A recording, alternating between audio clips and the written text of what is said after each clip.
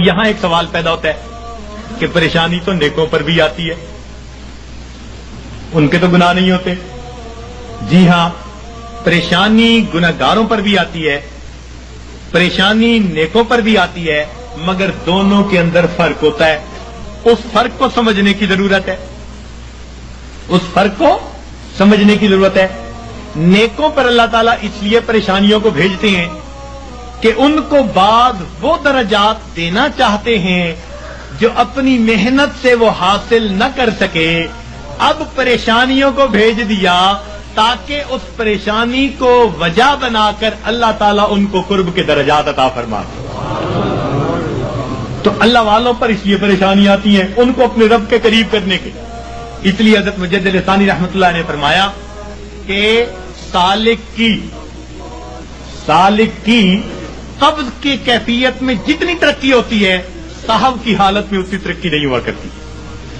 قبض کی حالت کہتے ہیں جب کیفیات طلب ہو، دل نہ لگ رہا ہو، اور اس وقت بھی انسان اللہ کے در پر لگا ہوا ہو عبادات میں، تو اس وقت بڑی ترقی ہوتی ہے اس کی. تو یہ اس لیے کہا کہ تم دیے باد مخالف سے نہ گھبرا اے عقاب، یہ تو چلتی ہے تجھے اونچا اڑانے کے لیے. تو اللہ والوں کے لیے آتی ہیں اونچا، ان کو اونچا اڑانے کے لیے.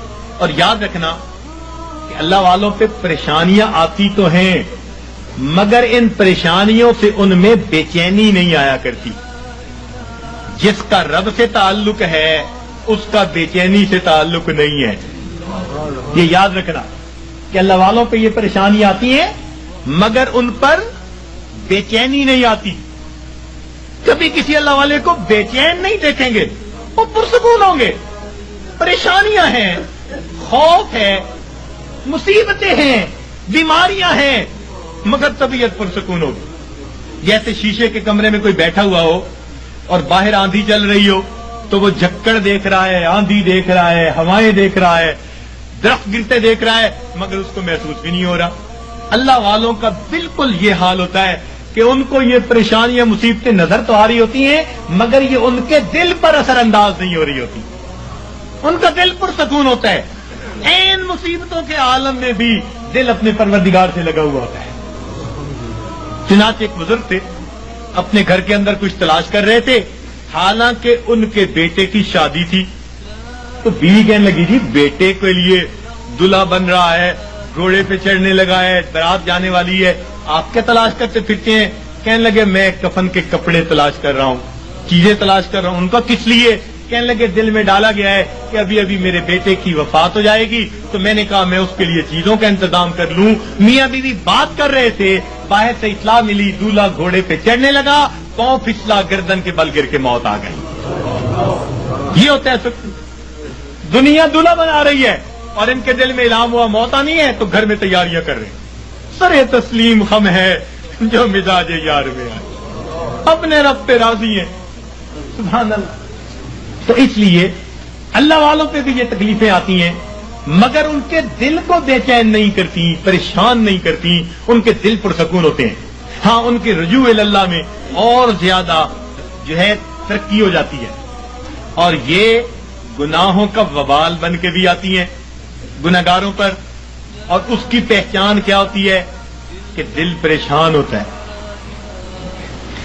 3 باتیں یاد رکھیے، 3 باتیں یاد رکھیے کہ جب کسی انسان پر کوئی مصیبت آئے اور اس کھانے کے لیے بھیجی گئی ہے تو پریشانیاں تو آتی ہیں. اس دنیا میں کون ہے جو پریشان نہیں ہے؟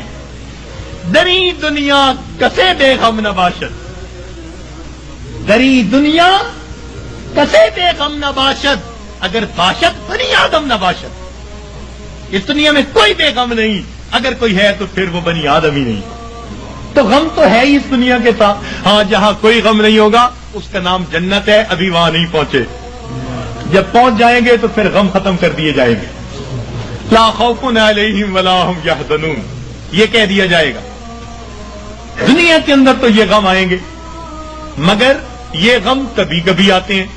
ایک بات اور دیکھیے کہ اللہ تعالیٰ کی طرف سے آسانیاں زیادہ اور تنگیاں تھوڑی، صحت کا عرصہ زیادہ، بیماری کا عرصہ، کھانے پینے کا وقت زیادہ اور فاقوں کا وقت، تو عنایات زیادہ ہیں، امتحان کبھی کبھی، عنایات زیادہ ہیں اور امتحان کبھی کبھی. تو جب عنایات اتنی زیادہ ہیں تو کبھی کبھی کوئی امتحان آ جائے تو ہم پھر بھی اپنے رب سے راضی رہیں.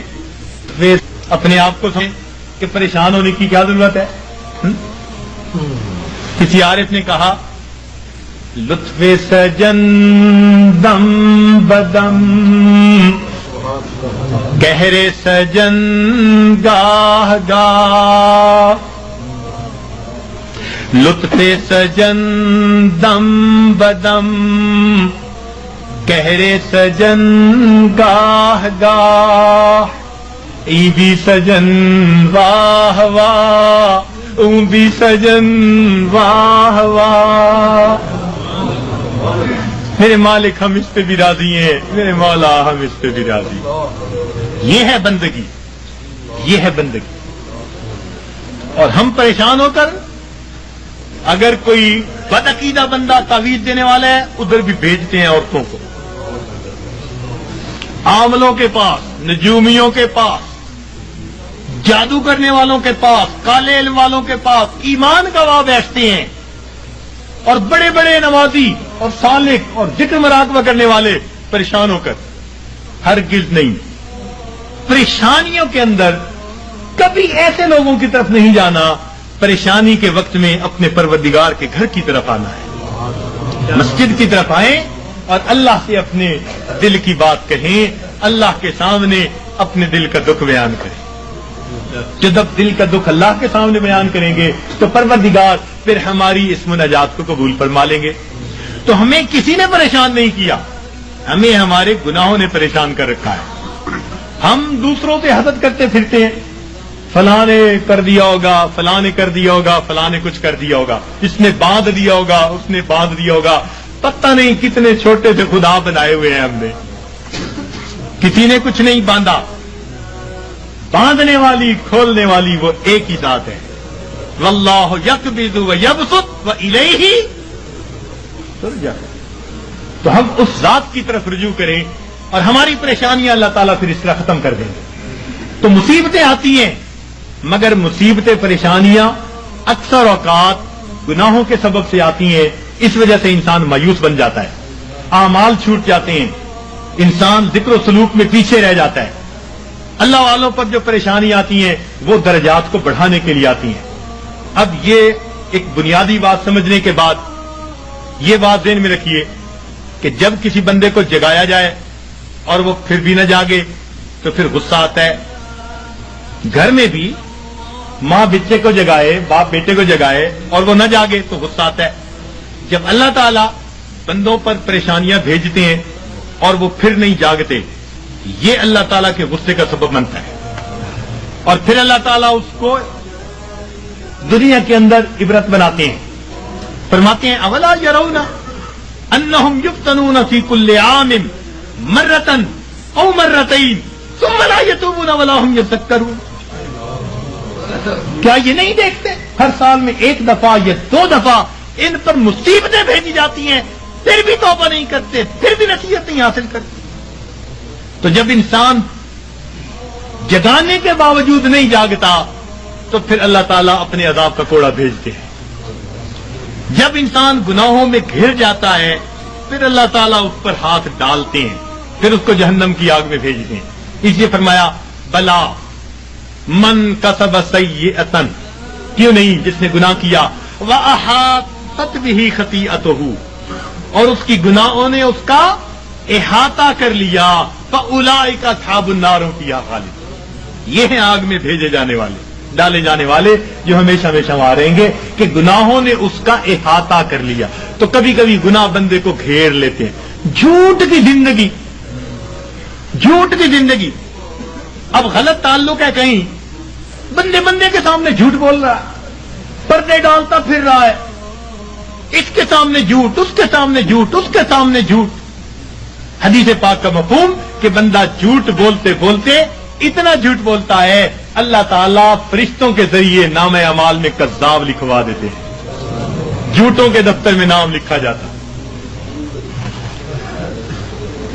چھپاتے پھرتے ہیں بندوں سے، پروردگار سے تھوڑا چھپا سکیں گے ان باتوں کو؟ تو کبھی کبھی انسان اپنی بری عادات کو نہیں چھوڑتا اور گناہوں کے اندر گھر جاتا ہے ان کو چھپانے کی خاطر، اور یہی چیز اس کے لیے مصیبت بن جاتی ہے۔ پھر ذکر میں ترقی کیسی، سلوک میں آگے بڑھنا کیسا؟ اب کبھی کبھی اوراد وظائف کر رہے ہیں، ساتھ کبیرہ کبھی مرتکب ہو رہے ہیں۔ یہ تو ایسا ہی ہوا جیسے گولیاں بھی کھا رہے ہیں اور ساتھ ساتھ زکام کے ہوتے ہوئے برف والا پانی بھی پیتے پھر رہے ہیں، تو زکام کیسے دور ہوگا؟ اسی لیے ذکر و سلوک میں آنے کے لیے پہلا قدم یہ ہے کہ انسان اپنے گناہوں سے سچی توبہ کر لے۔ یہ پہلا قدم ہے، یہ پہلا قدم ہم اٹھا لیں، پھر دیکھیے یہ تھوڑی دیر کا مراقبہ ہمارے لیے معلوم نہیں کتنی برکتوں کا باعث بن جائے گا۔ ہم جو کہتے ہیں نا ہوتا کچھ نہیں، ہمارے مشائخ بڑی اللہ، ان حضرات نے اپنے مشائخ جن کی خدمت میں ہم نے اپنا وقت گزارا، ہم نے ان کی توجہات کو دیکھا، میرے دوستوں، میرے مہربانوں، ہمیں تو جو ملا اپنے مشائخ کی توجہ سے ملا۔